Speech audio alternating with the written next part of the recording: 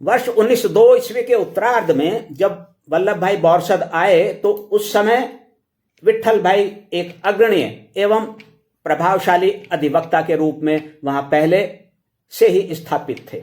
उनकी कार्य पद्धति बेबाक थी।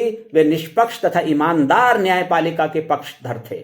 उन्हीं के प्रयासों से बोरसद के एक पूर्व न्यायाधीश के विरुद्ध भ्रष्टाचार, रिश्वतखोरी की जांच के लिए एक आयोग का गठन हुआ था। उनके प्रभाव से मजिस्ट्रेट, मामलतदार और न्यायाधीश न केवल सतर्क रहते थे अपितु भयभीत भी होते थे और उनसे शत्रुता भी रखते थे।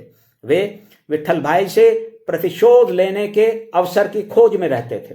वल्लभ भाई ने, जो अपने भाई की उपस्थिति के कारण ही बोरसद आए थे, सतर्क रणनीति के साथ वहां विट्ठल भाई से अलग होकर कार्य करना प्रारंभ किया ताकि मजिस्ट्रेट और न्यायाधीश को यह संदेश जाए कि दोनों भाइयों में आपसी कोई तालमेल नहीं है। वल्लभ भाई विट्ठल भाई से अलग घर में भी रहते थे। दोनों एक ही मामले में एक दूसरे से पक्ष विपक्ष में बहस भी करते थे। इससे उनके एक दूसरे के साथ अच्छे संबंध न होने का विश्वास हो गया था। लेकिन वस्तु स्थिति तो दूसरी ही थी। वल्लभ भाई भी शीघ्र ही अपनी स्पष्ट कार्यपद्धति और प्रभावशाली तर्क क्षमता के कारण अल्प समय में बोरसद न्यायालय में छा गए। बोरसद के तत्कालीन रेजिडेंट मजिस्ट्रेट तो उनके प्रभाव एवं तर्क शक्ति के समक्ष नतमस्तक हो गए थे।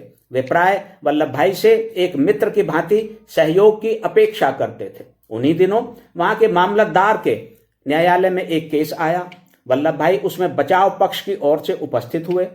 दोनों ओर से तर्क प्रतितर्क के बाद प्रमाण प्रस्तुति और घटना वाले स्थान पर पहुंचकर प्रत्यक्ष जांच के समय वल्लभ भाई ने मामलतदार को फंसा दिया।